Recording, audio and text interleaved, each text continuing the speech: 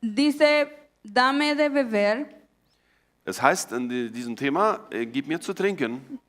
En guaraní se puso muy de moda esta frase, yaumina.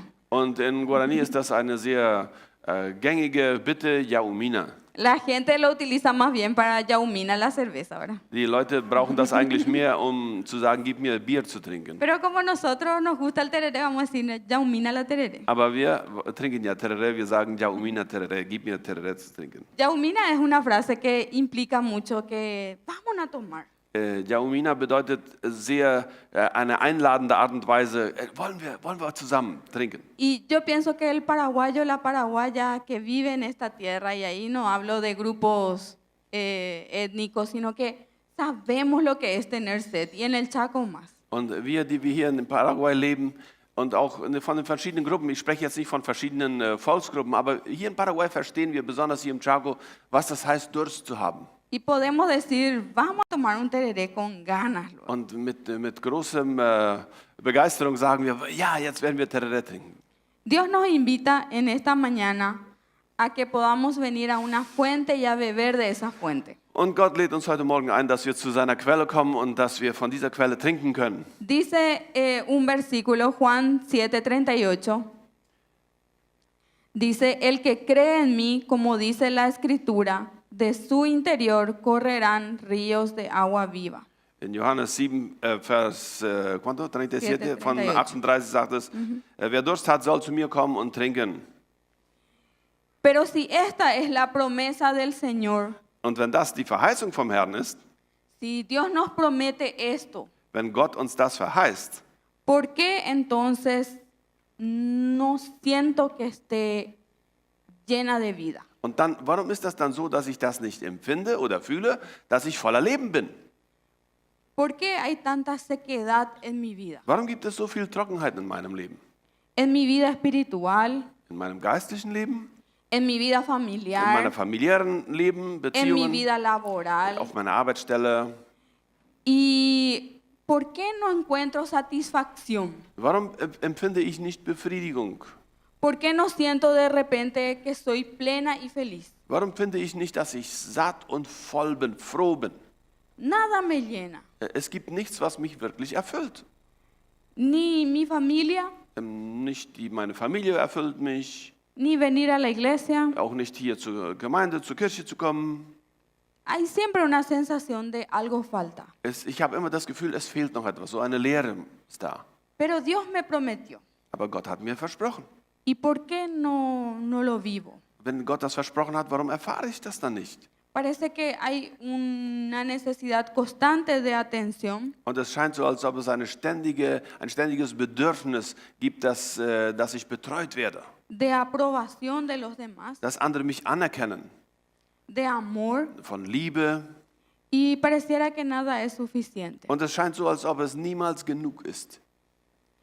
Y hay un hueco y digo, ¿por qué no se cumple esta promesa? Und es gibt da so eine Leere in mir und ich frage mich, warum erfüllt sich diese Verheißung Gottes nicht in meinem Leben? Quiero que me ayudes un poquitito y aguantes un poquito. Hay una parte un poco fuerte y después hay gracia.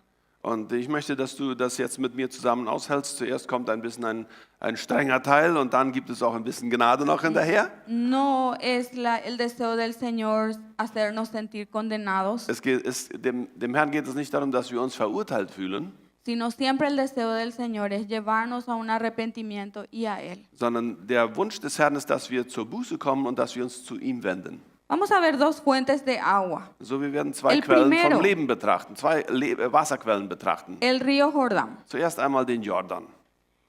Este río es un río bastante extenso, Der Jordan ist ziemlich lang, tiene 360 kilómetros 360 Kilometer ist er lang. y nace desde las montañas del Monte Hermón y desciende hacia el sur de Israel. So, er entspringt irgendwo beim Berg Hermon und er kommt dann irgendwann bis ins Tote Meer. Y desemboca en el Mar Muerto. Ja, genau, im Toten Meer kommt er an. Y tiene algunas implicancias espirituales este libro en la palabra de Dios. Und dieser Fluss hat eine geistliche Bedeutung in der Bibel. La primera vez que aparece este libro en la palabra de Dios es cuando Josué tenía que cruzar el río Jordán. Das erste Mal, wo wir in der Bibel vom Jordan lesen, ist es bei der Gelegenheit, als Josua mit dem Volk über den Jordan ziehen sollte oder durch den Jordan. Y el pueblo de Israel tenía que pasar este río para poder llegar hasta la tierra prometida. So, das Volk sollte also durch den Jordan ziehen, um in das verheißene Land einzutreten. Y dice la palabra de Dios en Josué 10:11, Und in Josua 10, Vers 11 sagt dann Perdón. Gottes Wort, Josué 4, Josué 10 al 11. Josua 4 von 10 bis 11. Todo se hizo según las instrucciones del Señor que Josué había recibido de Moisés.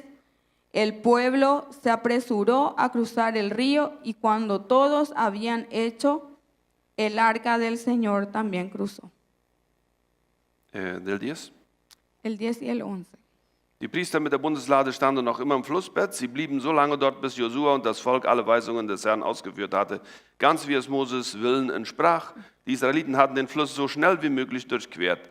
Erst als alle auf der anderen Seite waren, brachen auch die Priester mit der Bundeslade auf und nahmen ihren Platz an der Spitze des Zuges wieder ein.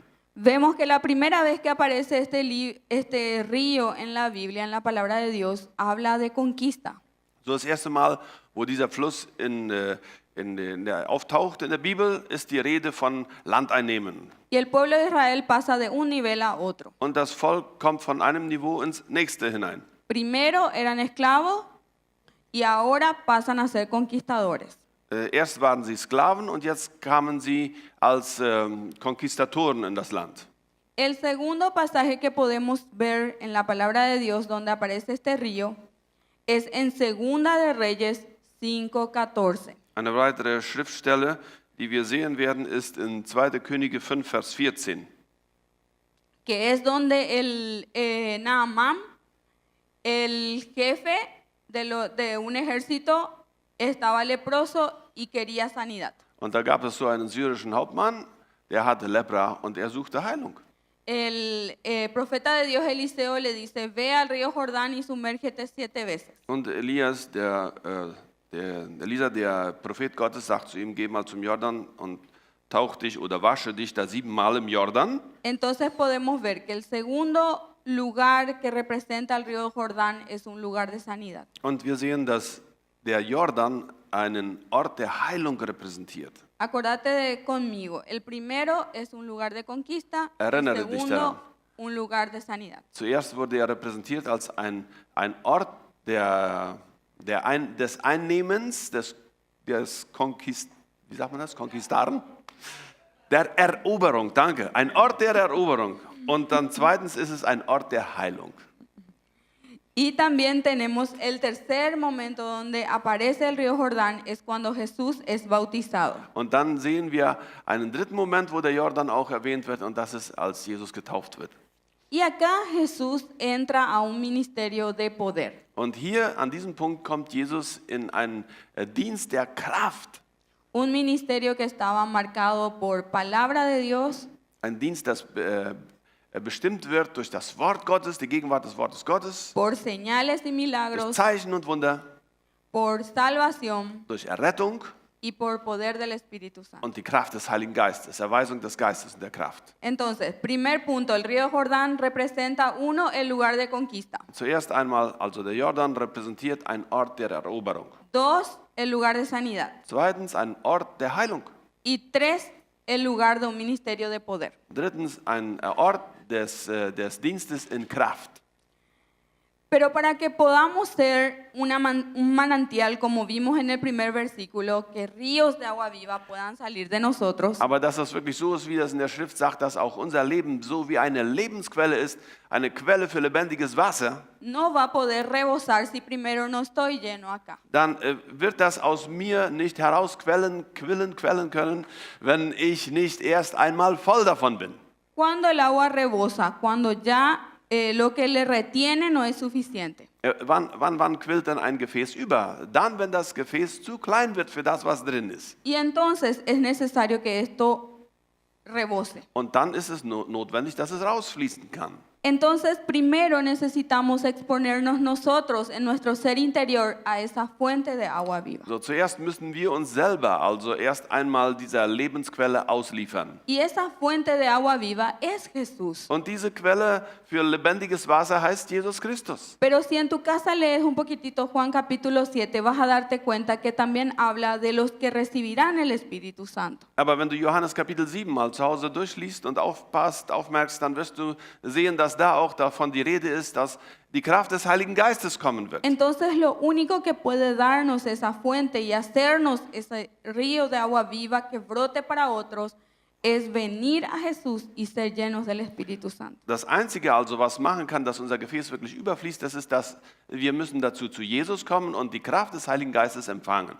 Y cuando logramos esto, venimos al lugar de sanidad. Dann, wenn uns das gelingt, dann kommen wir zu diesem Ort der Heilung. Como Naaman, So wie Naaman. podemos venir al lugar donde podemos sanar físicamente. Wir kommen an den Ort, wo wir auch leiblich gesund werden können. Y ahí comenzamos a traer nuestras dolencias, Da bringen wir dann unsere Schmerzen hin, comenzamos a traer a Leiden. Jesús nuestra preocupación unsere Sorgen geben wir bei Jesus ab. por un análisis. Angenommen, wir sind beim Arzt gewesen, wir haben ein Resultat bekommen, da können wir unsere Sorgen De abladen. repente le traemos un problema de nuestros hijos, alguna situación de salud que nos preocupa. Vielleicht haben wir ein Problem in der Familie, unsere Kinder sind krank und wir bringen das zu Jesus. Quien vive en Filadelfia sabe que la salud es cara. Wer hier in Philadelphia wohnt, der weiß, dass Gesundheit eine teure Angelegenheit ist. Entonces, esta fuente de sanidad está abierta para Filadelfia. So, diese Quelle von Gesundheit ist offen auch hier in Philadelphia. Sie ist zugänglich. No te digo no te vayas al doctor, Ich sage dir jetzt nicht, dass du nicht zum Anda Arzt al gehen doctor. sollst. Geh zum Arzt. pero siempre venía la fuente de sanidad. Aber immer kommst du zur Quelle der Heilung. Entregarle al Señor tus enfermedades. Du gibst dem Herrn deine Krankheiten ab. No dejes que te quedes atado en una enfermedad. Bleibe nicht gebunden in einer No Krankheit. te rindas porque el doctor dice no hay salida. Du gibst nicht auf, wenn der Arzt dir sagt, nein, für dich gibt es keine Lösung mehr. No te rindas frente a un diagnóstico que diga esto no tiene solución.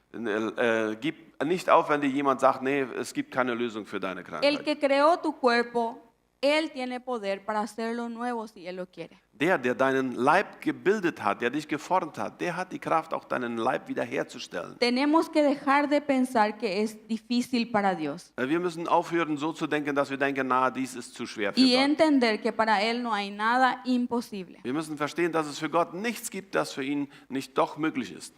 Podemos venir al lugar de sanidad para sanar emocionalmente. Wir können auch zum Ort der Heilung kommen, um emotionell gesund zu werden. Y a veces esto genera miedo. Und oft bringt dieser Umstand etwas Furcht in unser Leben. Tenía un amigo que se volvió tan duro y se alejó de las cosas de Dios en Roque Alonso. Ich hatte in Roque Alonso, wo ich wohnte, einen Freund, der wurde so hart innerlich, dass er sich von Gott entfernte. Y algo que a mí me impresionó es que él me dijo que su dolor era demasiado grande cuando estaba en la iglesia. Und was mich beeindruckt hatte, er sagte, der Schmerz war so groß gewesen, als er in der Gemeinde gewesen war. Y yo entendí que cuando estamos en la presencia del Señor, a veces las heridas duelen. Und ich glaube, dass es so ist, dass wenn wir in der Gegenwart Gottes sind, in der Gemeinde sind, dann schmerzen unsere Wunden. A veces el Espíritu Santo te muestra en dónde estás herido. Und oft zeigt dir der Heilige Geist dadurch, wo deine Verletzung liegt. Quizás en tu estima propia, Vielleicht in deinem Selbstwertgefühl. quizás un abuso hirió tu alma. Vielleicht bist du missbraucht worden und das hat deiner Seele so geschadet. Quizás una identidad lastimada por palabras de maldición. Vielleicht ist deine Identität beschädigt durch ein Wort, dass Leute dich verflucht haben oder etwas Böses über dich gesagt haben. El rechazo también es un arma de mucho dolor. Die Ablehnung, die man empfängt, ist auch eine Waffe, die viel Schmerz bringt. Y estamos rotos y estamos lastimados y a medida que nos acercamos al Señor, esto duele. Und wir sind dann verletzt und das schmerzt und je mehr wir in die Gegenwart Gottes kommen, spüren wir das. Las señoras que aquí son más guapas que yo en la cocina saben que cuando nos cortamos el dedo, Also die Frauen, die tapferer in der Küche sich benehmen wie ich, Con el die wissen, dass cuchillo. wenn sie sich mit dem Messer irgendwie verletzen in der Arbeit, con el cuchillo ponemos debajo de la canilla con agua y esto duele. Dann stecken wir unseren Finger unter den Wasserstrahl und das schmerzt. Pero no vamos a andar con nuestro dedo sangrante ahí por no querer ponerlo en el agua. Aber wir werden doch nicht da stehen und das Blut kleckern lassen, so mitten in der Küche irgendwo. Va a doler, pero vamos a ponerlo debajo del agua porque necesita estar limpio. Nun, es ist notwendig, den Finger unter das Wasser zu halten, damit die Wunde gewaschen wird. Exponer al Señor, a la fuente de sanidad, nuestras heridas emocionales es necesario. Es ist notwendig, dass wir auch unsere emotionalen Verletzungen vor dem Herrn bringen. Es necesario traerlo para su sanidad. Es ist notwendig, dass er unsere Verletzungen wäscht und dass er uns heilt. Y Él nos va a sanar. Er wird uns heilen. Él es el que restaura el alma quebrantada. Er ist derjenige, der unsere zerbrochene Seele wieder heilen kann. Él sanó a Mateo, que era un ladrón, cobrador de impuestos. Er hat ja den Matthäus in Ordnung gebracht. Das war ja ein Zolleinnehmer. Él war ein sanó a Dieb. Pedro, Er heilte auch Petrus. que lo negó varias veces. Petrus hat ihn mehrere Male verleugnet. Él sanó a la mujer que vino y que estaba en pleno acto de adulterio y él la sanó. Er hat auch diese Frau geheilt, die mitten im Ehebruch erwischt wurde. No hay herida emocional que Dios no pueda sanar. Es gibt keine emotionale Verletzung, die Gott nicht heilen kann. Sanar espiritualmente también se puede lograr en la fuente de sanidad. Also in dieser geistlichen Quelle der Heilung können wir auch geistlich heilen. Y ahí tenemos que entender que somos cuerpo, alma y espíritu. Und es ist wichtig, hier zu verstehen, dass wir Leib, Seele und Geist sind. Y podemos estar también enfermos espiritualmente. Und wir können auch geistlich krank sein. Quizás hay maldiciones que nos atan. Vielleicht gibt es da welche Flüche, die uns binden. Debemos aprender a romper esas maldiciones en Cristo, Und wir müssen lernen, diese Flüche in Christus zu brechen.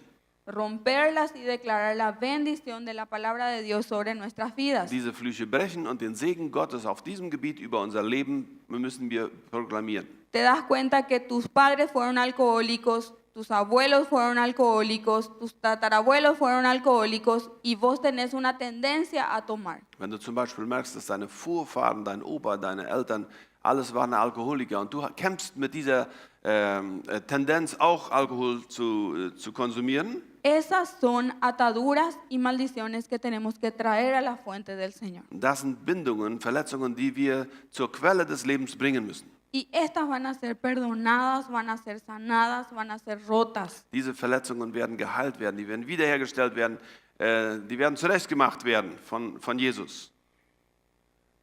Para que podamos estar llenos y ríos de agua viva puedan brotar de nosotros, Dann wird das möglich, dass wir wie eine Quelle lebendigen Wassers werden, damit diese Wasser aus uns heraussprudeln. también podemos venir al lugar de conquista. Damit das auch geschehen kann, müssen wir auch zum Ort der Conquista, wie war das nochmal? Der Eroberung kommen, danke. En el lugar de conquista vemos áreas de nuestras vidas que todavía no están bajo el señorío de Cristo. Auf diesem Gebiet der Eroberung sehen wir, dass es Gebiete gibt in unserem Leben, die noch nicht unter der Herrschaft Christi stehen. Y es importante que sepamos, este no es un lugar de caigüe. Und wir merken schon, das ist nicht ein Ort, wo wir uns einfach hängen lassen können. Este no es un lugar de resignación. Das ist nicht ein Ort, wo wir aufgeben. Este es un lugar de pelea. Das ist ein Ort des Kampfes. Es un lugar de lucha. Es ist ein Ort, wo wir aktiv sein Es un müssen. lugar de guerra. Es ist ein Ort des Krieges. Porque no te resignas a perder tu familia. Denn du gibst nicht einfach auf und gibst deine Familie auf, dass du sie verlierst. Porque no te resignas a vivir en miseria. Du bist nicht bereit, in miserablem Zustand weiterzuleben. Porque no te resignas a vivir una vida laboral miserable. Weil du wirst nicht bereit sein, eine miserable Arbeitsstelle zu haben. Porque no te resignas a perder lo que Dios te dio. Du bist nicht bereit aufzugeben, was Gott dir gegeben hat. Dios te dio tus hijos, no te resignas a perderlos. Gott hat dir deine Kinder gegeben und du gibst sie nicht auf. Yo no conozco un solo papá, una sola mamá que diga, mi hijo está drogado, ¿qué voy a hacer?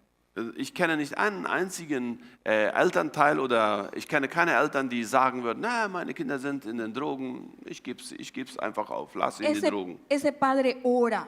Nein, so ein Elternteil betet. Ese padre busca ayuda. So ein Vater sucht Hilfe für sein Ese Kind. es el lugar de conquista. Und das ist der Ort der Eroberung. Y no paras hasta que él es libre. Und du hörst nicht auf, bevor dein Kind nicht wieder frei ist. La resignación en el pueblo paraguayo es muy fuerte. Diese Tendenz aufzugeben ist eine sehr starke Kraft in unserem nationalen Volk. Y así como Yaumina hay una frase que le grafica, dice, patiente. Und so wie es in Guarani dieses Wort Yaumina gibt, so gibt es auch ein anderes Wort, das diese Situation beschreibt. Das heißt Pecha. Pero eso no es Pecha? patiente. Pechate. Patiente. Sí, no. Ya, ella, ¿verdad? Ja, naja, es ist ebenso, bedeutet das. Y eso no es conquistar. Und es ist eben einmal so, das ist nicht Eroberung. En mi familia no hay nadie universitario. Yo tampoco no voy a ser universitaria. Nein, in meiner Familie studiert niemand, ich werde auch nicht studieren. No. En mi familia nadie lo se casa. Yo tampoco no me voy a casar. In meiner Familie heiratet niemand, ich werde auch nicht heiraten. Voy a tener nomás ya hijos. Ich werde nur so Kinder bekommen. A mí muchos me atacan por eso. ¿Por qué no tenés un hijo? Me dicen la gente que no le conoce al Señor. Viele Leute, die Jesus nicht kennen, die sagen zu mir, warum hast du nicht einfach ein Kind? Mach doch ein Kind. Y yo les digo, socorro, sin papá, ¿verdad? Bitte? Sin papá no, ¿verdad? Und ich sage, ohne Vater? Nee, No se puede. nein. Entonces, conquistar una tierra, conquistar un área de tu vida, implica que vas a pelear. Ein Gebiet in deinem Leben einzunehmen, zu erobern, das schließt ein, dass du Kampf haben wirst. Hasta que esas fuerzas del enemigo que tomaron esa área se retiren en el nombre de Du wirst Jesús. so lange Kampf haben, bis diese feindlichen Mächte, die diese Gebiete besetzt haben, sich zurückziehen müssen. También esa área debemos saber que tenemos que traerla a la fuente. Und wir wissen auch, dass wir diese Gebiete mit in diese Quelle hineinnehmen müssen. Traerlo a Jesús a través de la oración. Wir bringen die zu Jesus durch das Gebet. Traerlo a Jesús a través de su palabra, declarando sus promesas. Wir bringen dieses Gebiet zu Jesus durch sein Wort und wir erklären seine Verheißungen, die er uns gegeben hat. Yo y mi casa serviremos a Jehová. Ich und mein Haus, wir werden dem Herrn dienen. Mi hijo no es para las drogas, mi Mein hijo Sohn es para el Señor. Ist nicht für die Drogen gemacht worden, er ist für den Herrn gemacht worden. Declaramos la palabra del Señor, rompemos espiritualmente aquello que le tiene atada a nuestra área. Wir erklären den Willen Gottes über unser Leben, über sein Leben, über das Leben unserer Kinder, über jedes Gebiet, wo er gebunden ist. Y hace poco escuché de parte de una predicadora algo muy importante. Und ich habe neulich etwas sehr Wichtiges von einer Pastorin gehört. Vieron que siempre decimos que así como le vemos a nuestro papá físico, así le vemos a Dios. Wir sagen ja oft, dass so wie wir unseren eigenen Vater, unseren leiblichen Vater wahrnehmen, so nehmen wir Gott wahr. Siempre decimos que el reflejo de nuestro papá físico es también como le vemos a nuestro Padre Dios. Das heißt, das Bild, das unser leiblicher Vater auf uns, wie er auf uns gewirkt hat, das ist das gleiche Bild, das wir von Gott haben. Decía esta predicadora que había un área donde a ella le costaba orar. Und diese Pastorin sagte nun, es gab da so ein Gebiet in ihrem Leben, wo es für sie schwer war, zu beten. Ella a veces entraba, oraba por ese tema y después por tiempo no volvía a orar sobre esto. Manchmal betete sie für diese eine Angelegenheit und dann eine ganze lange Zeit rührte sie im Gebet dieses Thema nicht mehr an. Todos en la iglesia oraban por esa área en su vida, pero a ella le costaba orar. Die ganze Gemeinde betete dafür, aber für sie war es schwer, dafür zu beten. Y Dios le mostró que ella estaba viéndole a Dios como a su papá, que era diabético. Und dann hat Gott ihr eines Tages gezeigt, dass sie Gott etwa so sah, wie sie ihren eigenen Vater sah, und ihr eigener Vater war ein Diabetiker. Y porque su papá era diabético, dormía mucho. Und weil ihr Vater Diabetiker war, schlief er viel. Entonces decía, Dios no es un Dios dormido. La palabra de Dios dice que Él nunca duerme. Und dann sagt Gottes Wort aber, dass Gott niemals schläft. Y ella pensaba que cuando ella entraba a orar por esa área, Dios estaba así. Und sie dachte, wenn sie für dieses Gebiet irgendwie jetzt betete, dann würde Gott schlafen. Y no le escuchaba. Und sie hörte Gott nicht. Y yo dije, Er hörte sie nicht. y pensé, realmente es así, porque hay áreas donde a mí también me cuesta orar mucho. Und ich dachte, Mensch, das stimmt ja. Es gibt ja tatsächlich Gebiete auch in meinem Leben, wo es mir schwerfällt zu beten. Y empecé a detectar algunos aspectos de mi papá, errores de él que yo le estaba asociando a Dios. Und dann habe ich einige Fehler im Leben von meinem Vater entdeckt, die ich sehen konnte, die ich auf Gott transferierte. Porque acá tenemos que ser entendidos de algo. No hay papá perfecto. So, wir müssen eine Sache verstehen. Es gibt keine perfekten Eltern. El papá más cristiano, que más ora, que más busca al Señor, también tiene defectos. Der christlichste Vater, den wir haben könnten, der christlichste Vater, der am meisten betete, der hat auch seine Defekte. Así que es importante que nosotros podamos verle a Dios de una forma diferente. So, es ist für uns aber sehr wichtig, dass wir Gott anders sehen wie unseren leiblichen Vater. Y cuando detectamos esto, comenzar a orar la palabra de Dios. Dios nunca duerme. Und dann, wenn wir anfangen zu beten, dass wir dann sein Wort proklamieren und aussprechen, nämlich, dass Gott niemals schläft. Si tu papá te abandonó, Dios no me abandona. Wenn dein Vater dich verlassen hat, Gott wird dich nie verlassen. Also Él betest no du, me Gott verlässt mich desamparará. nicht. Er wird mich nicht sein lassen. Él no me dejará. Er wird mich nicht liegen Y lassen. comenzar a cambiar esa imagen errada de Dios. Dadurch verändern wir das Bild, das wir von Gott haben. Vas a entrar al área de lucha con más fuerza Und in den Kampf wirst du dadurch durch mehr Kraft y vas einsteigen. a dar la pelea. Und du wirst den Sieg bekommen. También es importante el río, venir a la fuente, venir a Cristo, venir al Espíritu Santo para tener un ministerio de poder. Deswegen ist es auch wichtig, zu Christus zu kommen, zu dieser Quelle zu kommen, damit wir einen Dienst in Kraft tun können.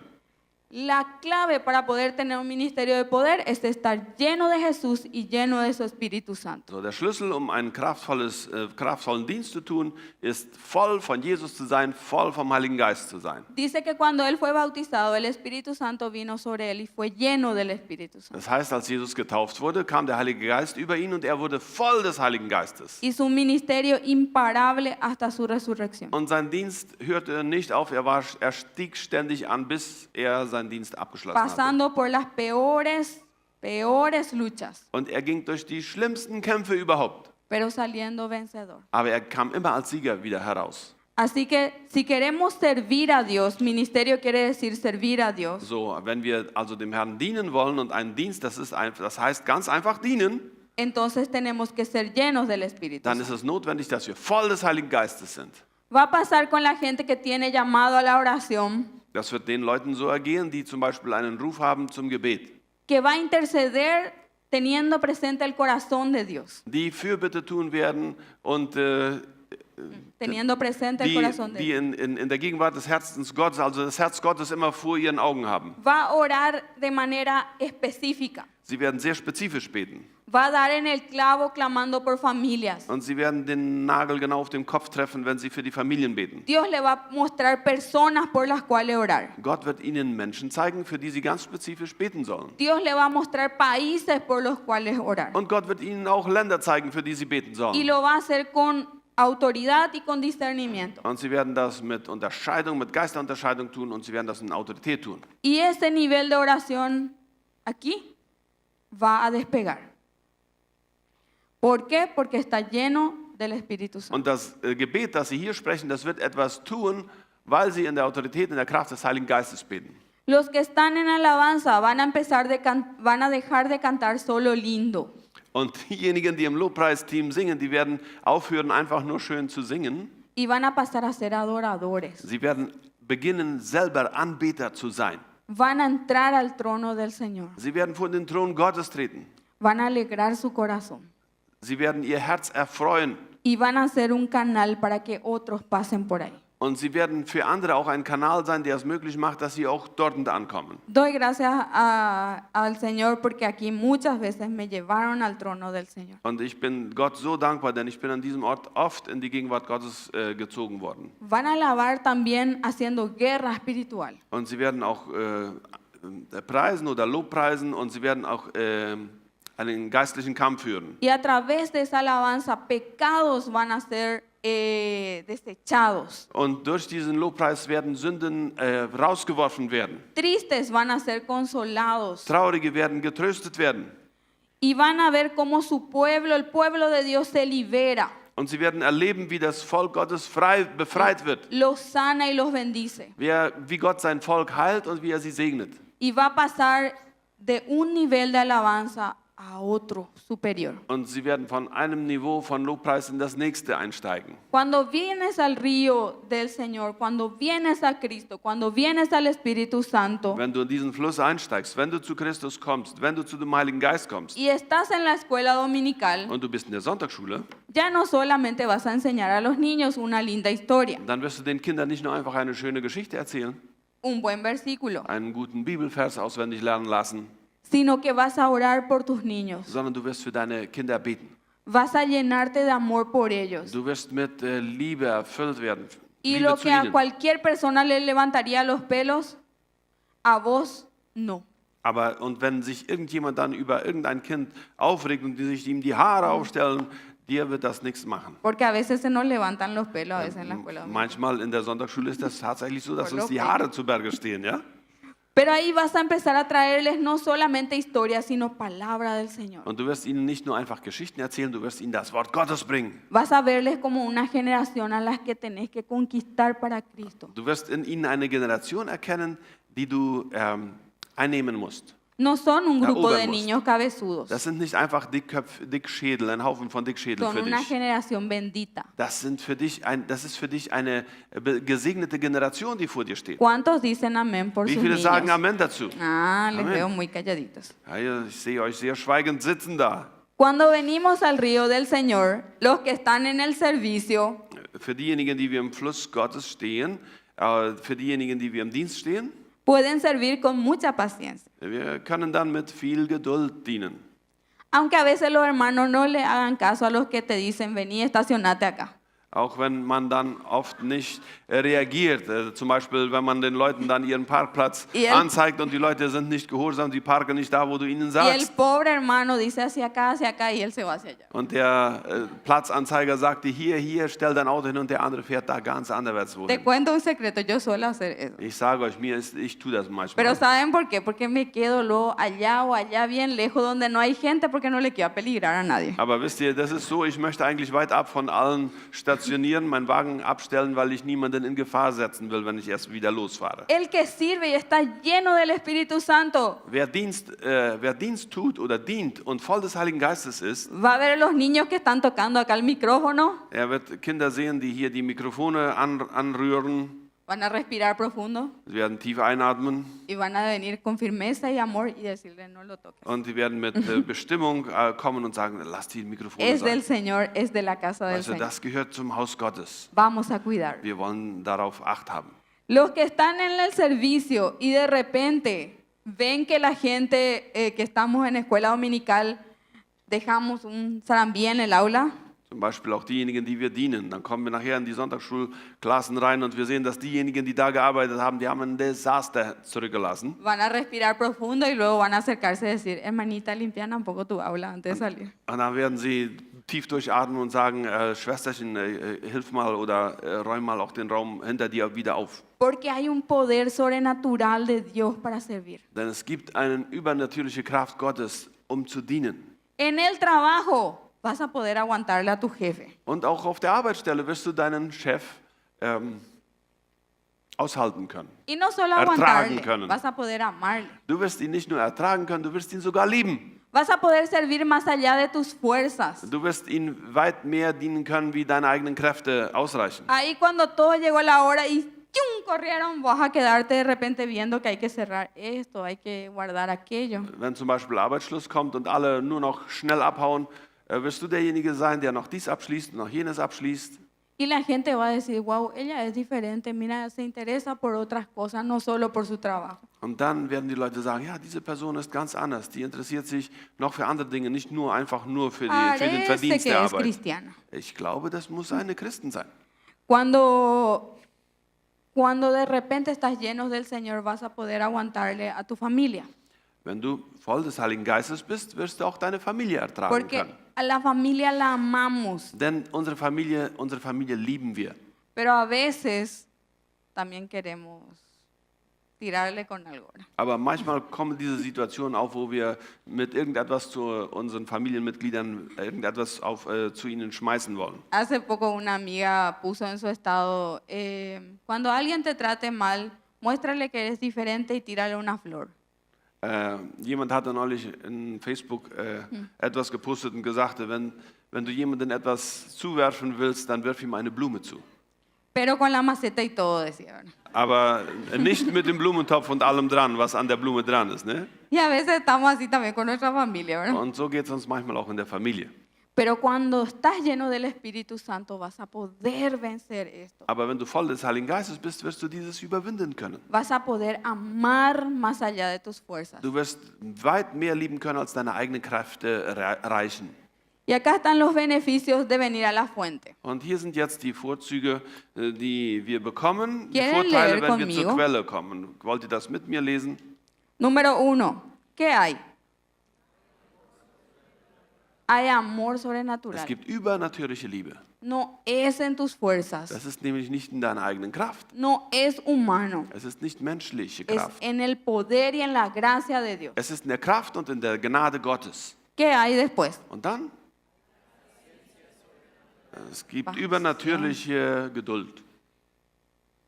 Capacidad de sufrir, dice Also paciencia. übernatürliche Geduld bedeutet die Fähigkeit zu leiden, Bereitschaft zu leiden. ¿Qué más hay también? So was gibt es noch. Cuando ya todo está bajo descontrol, hay paz sobrenatural. Der übernatürliche Friede, der kommt dann, wenn alles außer Kontrolle gerät. ¿Qué más hay? Dann haben wir noch Zeichen und Wunder. Hay milagros y hay señales que nos siguen.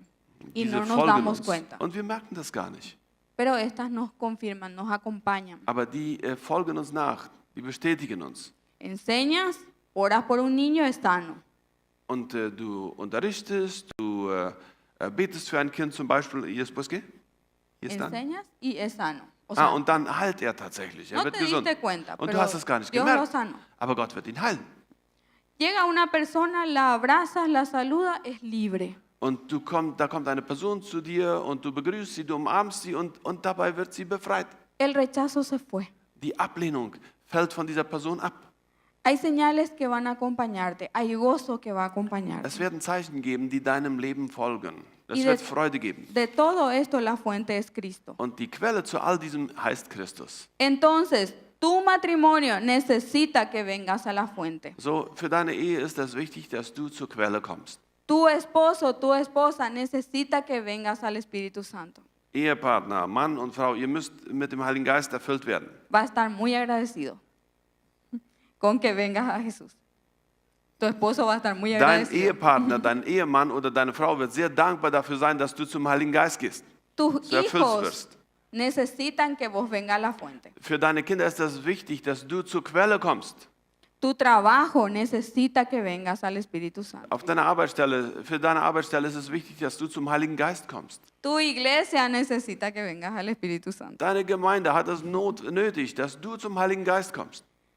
El mundo necesita que vos vengas al Espíritu Santo. Die Welt hat es notwendig, dass du zum Heiligen Geist kommst. Y tú necesitas venir al Espíritu Santo. Du selber hast es notwendig, dass du zum Heiligen Geist kommst. Vamos a ver rapidito una segunda fuente que es el Mar Muerto. Also wir werden noch eine zweite Quelle betrachten, und zwar ist das Tote Meer.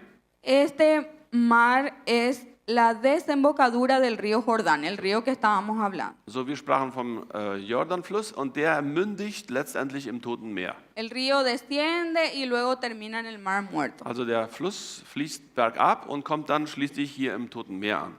Las ciudades de Sodoma y Gomorra estaban a su orilla. Also Sodom und Gomorra lagen in der Nähe am Ufer dieses Sees oder Meeres. ¿Cuál es su implicancia espiritual? So, was bedeutet das geistlich? Que a veces esto es el pecado que nos ha alejado de Dios. Oft ist das die Sünde, die uns von Gott getrennt hat.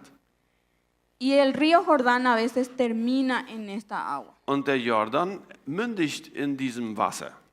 Y en 20 años de caminar con Jesús, So werden 20 Jahre, in denen ich jetzt mit Jesus gehe, A veces yo estuve en el río y fui una fuente, Und manchmal war ich im Fluss und war eine Quelle, pero a veces terminé en el mar muerto. aber manchmal schwamm ich auch im Toten Meer. Terminé sin vida, Ich war ohne Leben. como ustedes pueden ver ahí no tiene salida, Also wie ihr seht, dieses Tote Meer hat keinen Ausfluss. no hay vida, Da ist kein Leben drin. recibe agua del río Jordán pero no sale. Es bekommt zwar Wasser vom Jordan, aber da fließt nichts mehr raus. Y a veces yo soy consciente de algo. Und manchmal ist mir dann etwas bewusst.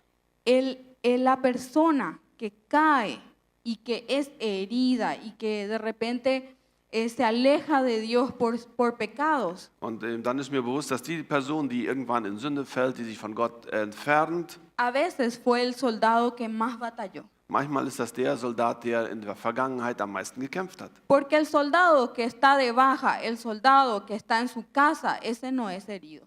Denn der Soldat, der zu Hause bleibt, der in seinem eigenen Zimmer verschlossen lebt, der ist ja niemals verletzt. Sino es el que está en el frente de batalla. Sondern Ese es es el ist que a derjenige, der veces es vorne in herido. der ersten Linie kämpft. Das ist derjenige, der eventuell getroffen wird und fällt. Y a veces sirviendo al Señor nos llenamos de servicio, nos llenamos de las cosas de la iglesia y nos olvidamos de venir a la fuente. Und oft ist es so, dass diejenigen, die wir voll im Dienst stehen, wir vergessen manchmal zur Quelle zu gehen. Descuidamos la adoración, descuidamos la oración. Wir vernachlässigen das Gebet, wir vernachlässigen die Anbetung. Y Satanás esto lo ve y comienza a poner delante de nosotros trampas, Und der Satan merkt das dann und dann versucht er uns Fallen zu stellen. ofensas, Situationen, in denen wir vielleicht beleidigt sind vicios oder Laster.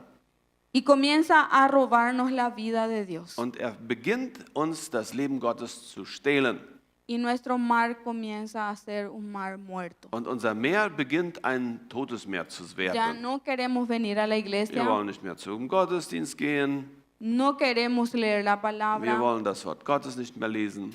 no queremos estar con otros cristianos Wir wollen mit anderen Christen auch nicht mehr Gemeinschaft haben. y nuestra vida se fue terminando. Und unser Leben hörte einfach auf. Pero a mí me impresionó algo del mar muerto. Aber etwas hat mich doch sehr beeindruckt vom Toten Meer. Y dije, ¿cómo es Dios de bueno? Que su gracia está inclusive en su naturaleza. Und dann sagte ich, wie groß ist Gott doch, wie gut ist er doch, dass er selbst seine Güte in die Natur reinlegt. Yo me informé sobre el mar muerto queriendo ver ay, las implicancias del pecado. Ich ¿verdad? habe mich etwas informiert über das Tote Meer, um zu sehen, was bringt Sünde denn alles mit sich. ¿Y con qué me encontré? Und was habe ich gefunden? Cuando leo y cuando veo sobre el mar muerto encuentro que sus aguas son medicinales. Und was ich dann gemerkt habe, ist, dass die Wasser des Toten Meeres eigentlich eine medizinische Anwendung haben. No podés beber de él porque es 10 veces más salado que cualquier agua de mar. Du kannst das Wasser zwar nicht trinken, es ist 10-mal salziger als irgendein anderes Salzwasser. Pero sí hay mucha gente con enfermedades que hacen tratamientos curativos ahí. Aber es gibt doch viele Leute, die Krankheiten an sich haben und die in diesen Wassern oder mit diesen Wassern geheilt werden. ¿Qué te quiero decir con esto? Was will ich damit sagen?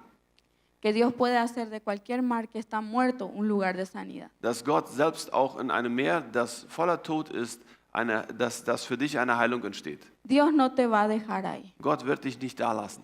Aunque haya sido un río Jordán y después un mar muerto. Auch wenn du vorher ein Jordanfluss warst und dann ein totes Meer warst. Él puede cambiar la historia. Gott kann die Geschichte verändern. Así que yo quiero animarnos en esta mañana Und dazu möchte ich euch heute Morgen ermutigen, a venir al Señor dass ihr zum Herrn kommt, y a venir al Cristo. dass ihr zu Christus kommt.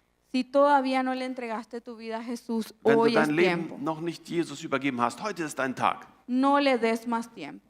Schieb das nicht weiter raus.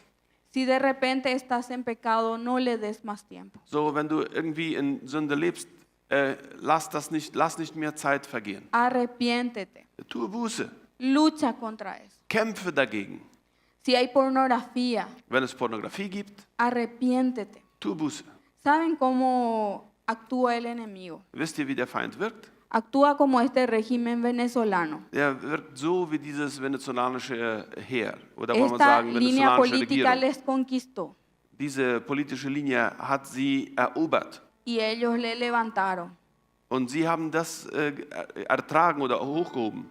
Pero después los fue destruyendo. Aber dann hat dieses Regime sie selber wieder zerstört. Y ahora ellos son millones, Und jetzt sind es Millionen, die darunter leiden. pero les cuesta sacar a esta cúpula. Und es ist für sie jetzt sehr schwer, diese Regierung, diese perverse Regierung wegzunehmen. Así es el enemigo con los vicios. Und so ist der Feind auch mit allen Lastern. Primero te enreda, Zuerst verwickelt er dich, te conquista, zuerst erobert er dich, después te va destruyendo. dann zerstört er dich. Pero no significa que no lo puedas derrotar. Aber das bedeutet noch nicht, dass du ihn nicht besiegen kannst. No significa que no lo puedas sacar de tu tierra. Das bedeutet nicht, dass du ihn nicht aus deinem Land herauswerfen kannst. Así como el pueblo venezolano se levanta en contra de sus enemigos y los echa de su tierra, So wie das venezolanische Volk aufsteht und ihre Feinde debemos aus dem Land levantarnos rauswirft, contra aquellas cosas que el enemigo trajo. so müssen wir auch aufstehen gegen diese Dinge, die der Feind in unser Leben hineingesät hat. La falta de perdón. Die Unverzeihlichkeit. No te resignes a la falta de perdón. So gib nicht einfach auf, Échala wenn de es tu dir vida. schwerfällt zu vergeben. Wirf das raus. No dejes que la amargura te llene. Lass nicht zu, dass du mit Bitterkeit erfüllt wirst. La falta de perdón hacia alguien de la iglesia luego va a hacer que no quieras venir a la iglesia. Wenn du gegen eine Person etwas hast, die in der Gemeinde ist und du vergibst ihr nicht, das wird langfristig die Ursache dazu sein, dass du nicht mehr in die Gemeinde kommen möchtest. Porque vas a decir, no quiero verle. Du wirst sagen, ich möchte den Menschen nicht sehen. En tu familia va a romper relaciones. Und in deiner Familie werden Dinge kaputt gehen. No dejes que el enemigo gane terreno. Lass nicht zu, dass der Feind Land einnimmt in dir. Aunque te cueste derrotarlo, sácalo. Auch wenn es schwer ist und dir schwerfällt, den Feind zu erobern, hör nicht auf zu kämpfen. Lucha, Kämpfe, no te rindas. gib niemals auf. El lugar de Cristo, de su Espíritu Santo, es lugar de sanidad. Der Ort, Jesus Christus, das ist dein Ort der Es Heilung. lugar de conquista. Das ist der Ort der Eroberung. Es lugar donde hay un ministerio poderoso. Da ist der Ort, wo es einen kraftvollen Dienst für dich gibt. Amén. Amen.